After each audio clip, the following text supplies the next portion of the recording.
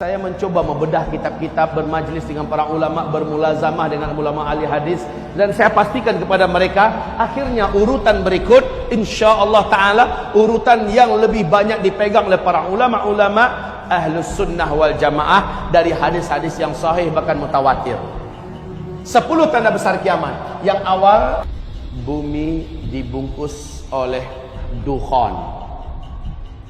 Bumi dibungkus oleh dukhan. Gelap bumi ini selama 40 hari 40 malam. Dukhan. Ya. Dukhan ini adalah kabut asap, kabut debu yang sangat panas dan sangat tebal. Saking panasnya, kata Rasulullah SAW, orang-orang kafir sampai melepuh kulit mereka. La ilaha illallah, panasnya. Dan dari lubang hidung mereka mengeluarkan asap, dari mulut mereka mengeluarkan asap, dari lubang dubur mereka juga mengeluarkan asap. Mata mereka seperti mau lepas dan keluar dari sarangnya. Telinga mereka seperti mau pecah, jantung mereka seperti panas terbakar. Orang-orang kafir dan orang-orang yang beriman hanya imannya menyimpang. Orang-orang Islam yang hobi buat dosa dan maksiat, kata Rasulullah sallallahu alaihi wasallam, mereka sama tersiksanya seperti orang kafir. Akan tetapi umatku yang beriman, imannya lurus dan amal soleh mereka banyak sebelum itu terjadi, mereka aman. Saat dukhan sudah lenyap, matahari kembali nampak, orang-orang yang beriman dan yang amal solehnya banyak sebelum kejadian itu hanya seperti terserang flu dan demam saja. Kulitnya utuh, tubuhnya utuh, dia sehat, dia selamat, hanya seperti terserang flu dan demam saja. Tapi orang kafir, orang Islam yang hobi berzina sebelum kejadian itu, orang Islam yang hobi minum-minuman keras, orang Islam yang hobi menelantarkan salat, orang Islam yang hobi durhaka kepada kedua orang ibu bapaknya, orang Islam yang masih hobi makan riba, orang-orang Islam yang masih banyak berbuat dosa dan maksiat, dia sama tersiksanya seperti orang-orang kafir. La haula wala quwata illa billah. Dukhan ini 40 hari 40 malam. Bumi ini gelap gulita. Kalian tidak mampu membedakan kapan siang, kapan malam. Bahkan salah seorang di antara kalian mencoba mendekatkan telapak tangannya ke arah wajah, lam yakad yaraha, tak mampu melihat apa-apa saking tebalnya dukhan itu. La haula wala quwata illa billah. Kaum muslimin yang kami muliakan, setelah dukhan hilang, lenyap, apa kejadian? Besok harinya manusia dikejutkan dengan musibah lanjutan. Semua teknologi sudah berhenti. Semua teknologi sudah berakhir. Listrik tidak ada lagi, sinyal sudah hilang, mobil tidak bisa dihidupkan, pesawat tidak bisa dibawa terbang. Semua yang memanjakan manusia dari teknologi dan penemuan-penemuan modern berakhir. La haula wala quwata illa billah. Kenapa? Ada penyebabnya.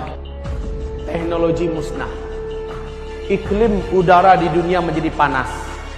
Sementara ketika orang keluar, sudah banyak bangkai-bangkai yang berserakan. Apakah bangkai binatang atau bangkai manusia yang tidak mampu bertahan meninggal dunia. 40 hari Pak, dibungkus oleh kabut debu yang teramat panas. Maka banyak sekali daun-daun, bunga-bunga segala macamnya, burung-burung yang mati. Setelah itu udara di muka bumi dan iklim udara juga berubah drastis menjadi panas. Air menjadi sulit didapatkan. Air-air menjadi kotor karena debu tadi telah turun dan mengendap kembali di bumi. La haula wala quwata illa billah. Kaum muslimin yang kami muliakan, sejak itu kelaparan mulai melanda di muka bumi. Serentak seluruh dunia mengalami kelaparan. Sepertiga air dari langit Allah tahan. Sepertiga tanam-tanaman di muka bumi Allah biarkan mati. Kekurangan pakan secara global, serentak di muka bumi kekurangan makanan. Tahun esoknya lagi, tahun kedua, 2/3 air dari langit Allah tahan. 2/3 tanam-tanaman dan hewan yang dapat dimakan, hewan ternak yang dapat dimakan di bumi, Allah biarkan mati. 2 kali lipat daripada tahun yang lalu, Pak.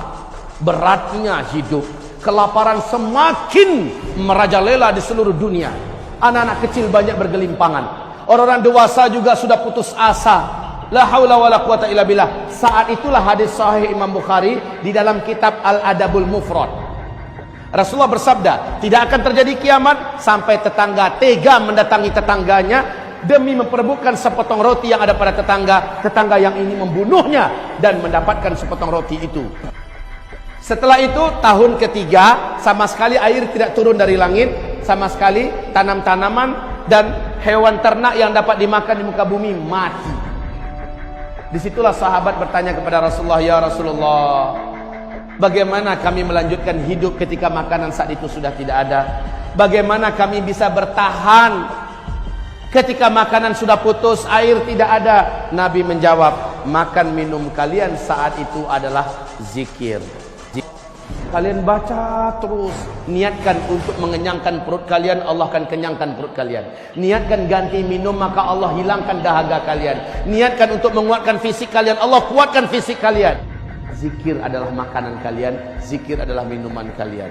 Maka Nabi mengatakan sallallahu alaihi wasallam, ala unabbiukum bisyai', idza nazala birajulin minkum karbun aw bala'un min balayad dunya thumma da'a bihi illa furija anhu, qalu bala, qala du'a'u dhinnun.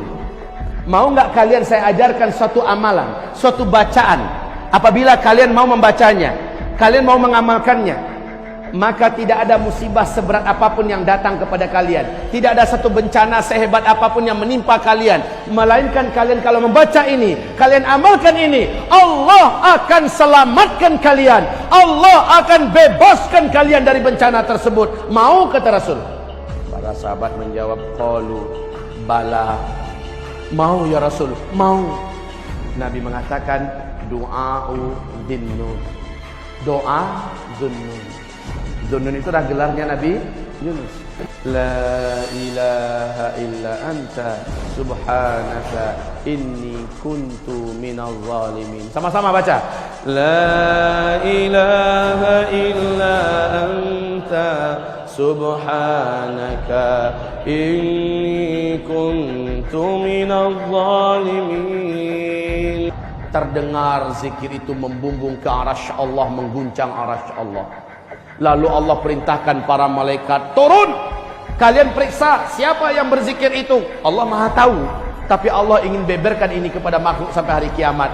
Malaikat periksa, ternyata zikirnya Nabi Yunus. Maka kata Rasulullah, siapa yang berzikir dengan zikir Nabi Yunus, apapun musibah yang dihadapinya dalam hidup, Allah pasti akan lepaskan dia dari musibah itu. Kesulitan apapun yang dia hadapi dalam hidup, dia zikirkan ini dengan zikir yang sebanyak-banyaknya, Allah akan bebaskan dia dari kesulitan hidup itu. Zikir ini dibaca terus-menerus.